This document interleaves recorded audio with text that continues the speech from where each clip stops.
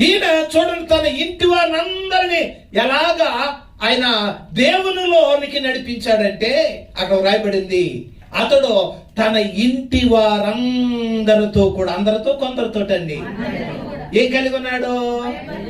దేవుని యందు భయభక్తులు కలిగినటువంటి వాడు. అలాగైతే మరి నీవు దేవుని యందు భయభక్తులు కలిగి ఉన్నావు, నీ పిల్లలు దేవుని యందు భయభక్తులు కలిగి ఉన్నారా? ఎల్లప్పుడు దేవునికి ప్రార్థన చేయువారు.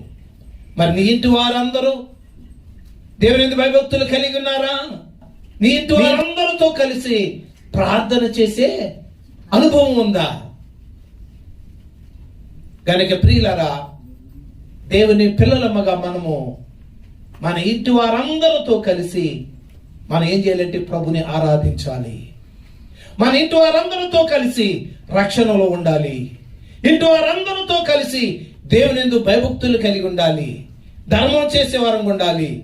ఇంటి వారందరితో కలిసి ఎల్లప్పుడూ దేవునికి ప్రార్థన చేసి